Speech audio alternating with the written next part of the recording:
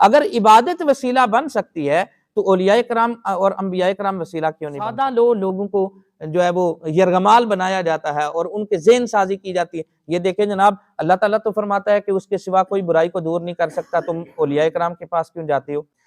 कुफार मक्का ने आका करीम सल्लल्लाहु अलैहि वसल्लम को कहा कि हमारा पूरा जो माहौल है यहाँ का वो सारा बुत परस्ती का माहौल है। हमारा जो कौमी जो मज़हब है, हमारा कौमी जो मज़हब है वो मज़हब तो बुत परस्ती है।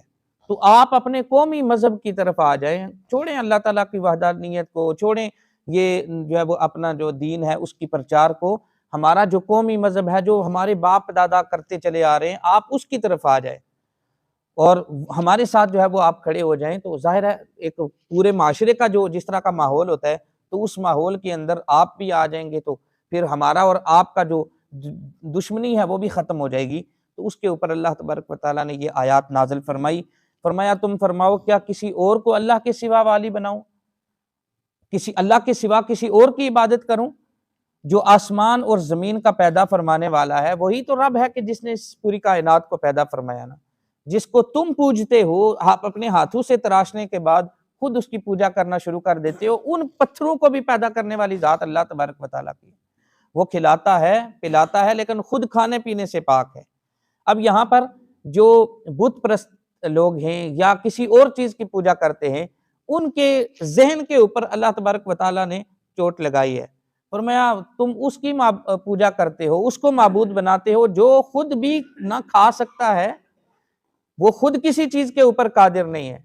वो तो रब, हमारा रब तो वो है ना कि जो खिलाता है पिलाता है, लेकिन तुम्हारा रब जिसकी तुम पूजा करते हो वो तो एक मक्खी उड़ाने के ऊपर भी कादिर नहीं है ना। हमारा रब तो वो है ना कि जो पूरी कायनात को खिलाता है, हमें सब सब कुछ वही देता है, लेकिन तुम जिसकी पूजा करते हो वो तो एक अपनी मक्खी उड़ाने के ऊपर भी कादिर नहीं है, तो वो तुम्हारी क्या हेल्प करेगा? और फिर हमारा रब तो वो है कि जो खाने पीने से पाक है, वो अल्लाह तबारक व तआला की ज़ात है जो खाने पीने से पाक है। और आगे फरमाया तुम फरमाओ मुझे हुक्म दिया गया है कि मैं सबसे पहले फरमा बरदारी के लिए गर्दन झुका दूं। अल्लाह तबारक व तआला ने जो अंबिया कराम अलैहिस्सलाम है जो तो वो तो उम्मत के लिए रहनुमा होते हैं ना, तो अंबिया कराम अलैहिस्सलाम को पहले हुक्म है कि वो अल्लाह तबारक व तआला की इबादत के लिए गर्दन को झुका ले, अल्लाह तबारक व तआला के लिए फरमा बरदारी के लिए गर्दन को झुका ले।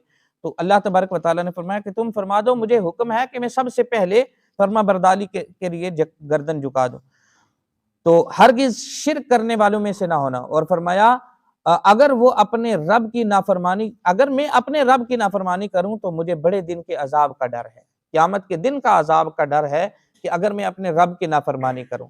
और उस दिन जिससे अजाब फेर दिया गया तो जरूर इस पर अल्लाह तबारक व तआला ने रहम फरमाया, और यही खुली कामयाबी है।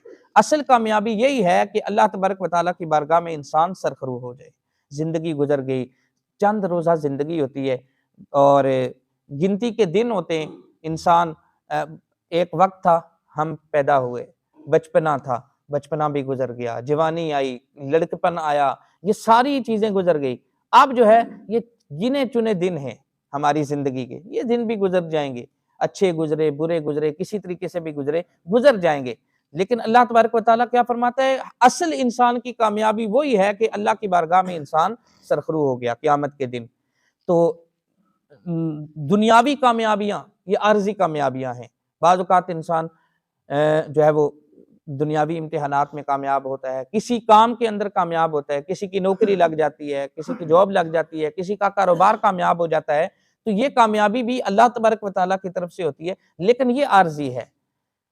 कभी नाकामी हो जाती है, कभी कामयाबी हो जाती है। असल कामयाबी यही है कि इंसान अल्लाह की बारगाह में सरखरू हो जाए और वहां पे कामयाबी मिल जाए।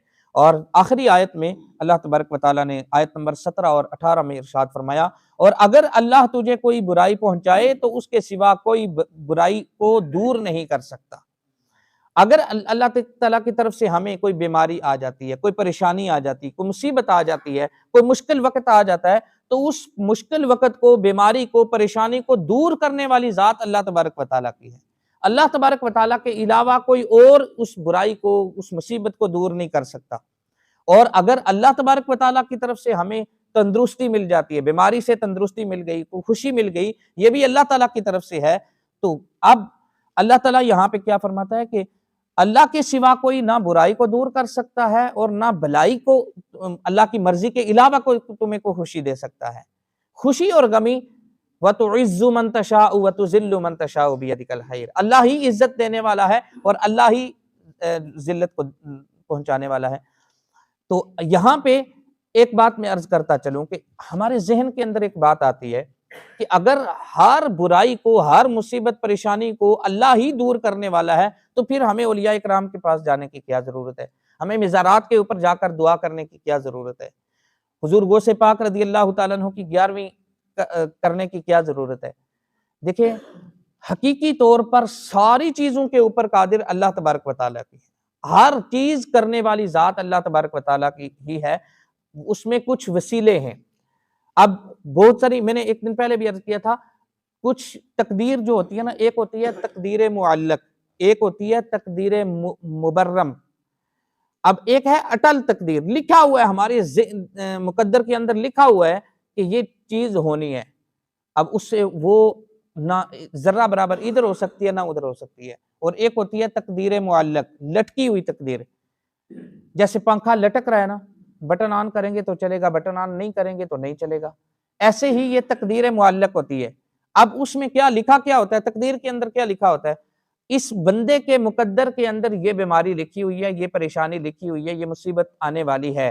लेकिन अगर ये बंदा कोई नेकी करेगा, सदका व खैरात करेगा, हुस्ने सलूक करेगा, रिश्तेदारों के साथ हुस्ने सलूक करेगा, या नमाज पढ़ेगा, वालिदैन उसके लिए दुआ करेंगे, तो ये बीमारी, ये मुसीबत, ये परेशानी इससे टल जाएगी, ये दूर हो जाएगी। ये है तकदीर मुअल्लक। तो अंबिया इकराम अलैहिस्सलाम ने भी दुआ फरमाई। हजरत सैयदा फातिमा तो ज़हरा, हजरत मौला कायनात की वालदा, सैयदा फातिमा नाम था उनका, हजरत मौला कायनात की वालदा जब इंतकाल कर गई, तो इंतकाल करने के बाद उनकी कब्र जब तैयार की गई, कब्र के अंदर आका करीम सल्लल्लाहु अलैहि वसल्लम उतरे और उतर कर वहां पे दुआ फरमाई। अहादीस मुबारका के अल्फाज मौजूद है, हुजूर अलैहिस्सलाम ने दुआ फरमाई, या अल्लाह मेरी वालदा यानी हजरत मौला कायनात की वालदा की मगफिरत फरमा, मेरे वसीला से, हजरत आदम अलैहिस्सलाम के वसीला से और तमाम अंबिया इकराम के वसीला से उनकी बख्शिश फरमा। अब यहाँ पर हमें ये वसीले की के ऊपर सबसे बड़ी दलील ये हमें मिलती है कि आका करीम सल्लल्लाहु अलैहि वसल्लम ने भी अपना वसीला पेश किया, साबका अंबिया इकराम का वसीला पेश किया और वसीले से दुआ की कि या अल्लाह इनकी बख्शिश फरमा। तो बख्शिश करने वाली जात अल्लाह तबारक व तआला की है। कोई अल्लाह का वली दुआ करता है, या अल्लाह फलां बंदा बीमार है उसके लिए कोई दुआ करता है, तो बीमारी से शिफायाबी देने वाली जात अल्लाह तबारक व तआला की है।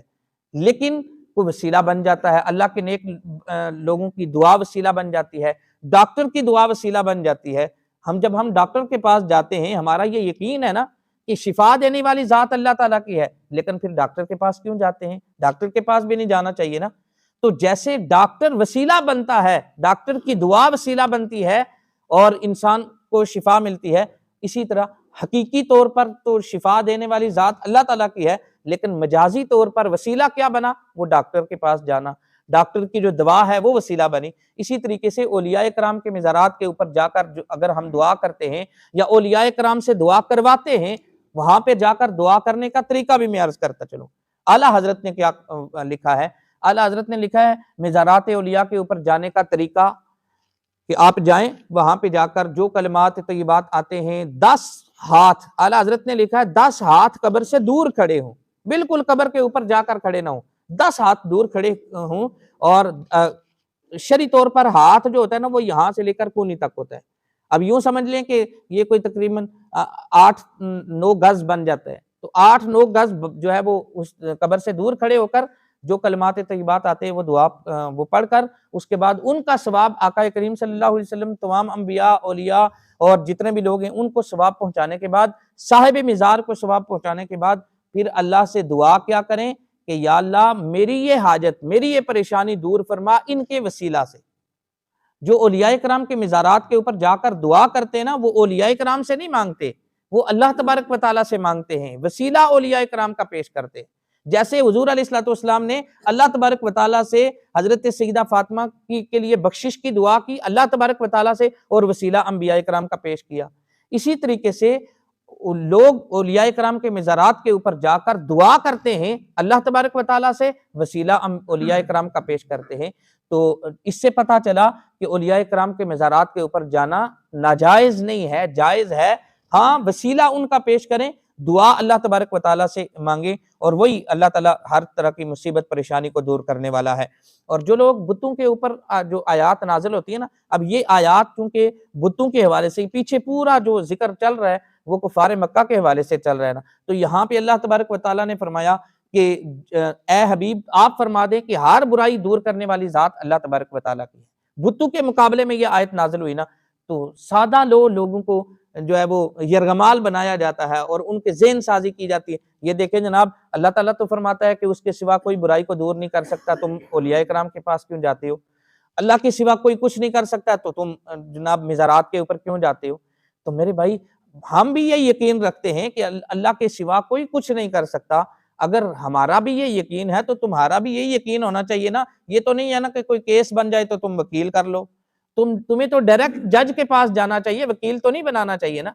तो जब दुनियावी मामलात में हमें कोई बीमारी लग जाती है तो हम डॉक्टर के पास जाते हैं, घर में बैठ के मसल्ला बिछा लें, या अल्लाह शिफा देने वाला तो अल्लाह ताला है ना, तो घर में मसल्ला बिठा लें कि यार अल्लाह ही शिफा देगा, तो अल्लाह से ही हम मांगते हैं। तो औलिया कराम के मज़ारात के ऊपर जाने का हरगिज़ मतलब ये नहीं है कि हमारा ये अकीदा है कि अल्लाह के सिवा अल्लाह के नेक बंदे जो है वो शिफा देते हैं। शिफा देने वाली ज़ात अल्लाह ताला की है, हम वसीला पेश करते हैं औलिया कराम का। तो अल्लाह तबारक व तआला हमें कुरान और हदीस को सही मानों में समझकर अमल करने की तौफीक अता फरमाए। तो औलिया कराम के मज़ारात के ऊपर जाने का तरीका मैंने अर्ज़ किया, जब भी आप औलिया कराम के मज़ारात के ऊपर जाएं, उनको वसीला बनाएं, उनके वसीले से दुआ करें। नेक लोगों के वसीले से अल्लाह तबारक व तआला दुआ को कबूल फरमाता है। हज़रत मरियम जो थे, हज़रत मरियम के हुजरे के अंदर वसीले के लिए हर एक हज़रत मरियम के हुजरे के अंदर खड़े होकर अल्लाह के नबी ने दुआ की। हज़रत दाऊद अलैहिस्सलाम के लिए हज़रत ज़करिया अलैहिस्सलाम ने दुआ की कि या अल्लाह, हज़रत मरियम को अगर तू बेमौसमी फल दे सकता है तो मुझे बेमौसमी औलाद क्यों नहीं दे सकता? बुढ़ापे में थे ना, तो फिर अल्लाह तबारक व तआला ने दुआ को कबूल भी किया। तो वसीला पेश करना अल्लाह की बारगाह में कोई गलत बात नहीं है। वो चाहे औलिया कराम का वसीला हो, अंबिया कराम का वसीला हो, अल्लाह के नेक बंदू का वसीला हो, हम अपनी नेकियों के वसीले से भी दुआ कर सकते हैं। या अल्लाह, मेरी इबादत अगर तेरी बारगाह में कबूल हुई, मैंने नमाज पढ़ी, अगर मेरी नमाज तेरी बारगाह में कबूल है तो तू इसके सदके से मेरी परेशानियों को दूर फरमा। दुआ नहीं करते हम, या अल्लाह मेरी ये नेकी अगर तेरी बारगाह में कबूल हुई, नमाज तहज्जुद पढ़ने के बाद, या अल्लाह ये टूटे फूटे सजदे अगर तेरी बारगाह में कबूल है तो इनके वसीले से मेरी परेशानी को दूर फरमा। अगर इबादत वसीला बन सकती है तो औलिया कराम और अंबिया कराम वसीला क्यों नहीं बन सकते? अल्लाह तबारक व तआला हमें अक्ल सलीम अता फरमाए।